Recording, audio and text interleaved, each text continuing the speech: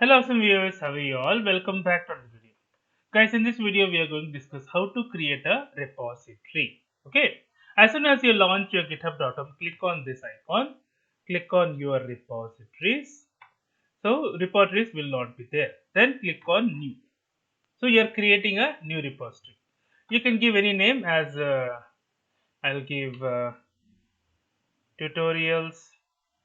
So tutorials will be available and Professor Azhar Jamal / tutorials will be my repository name.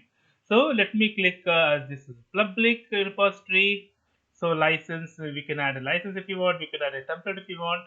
But for now, I'm just clicking on repository. You can give description. So description will be here.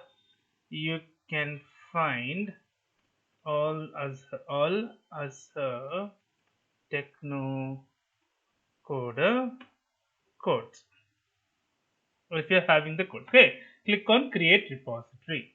So once you click on create repository, our repository has been created.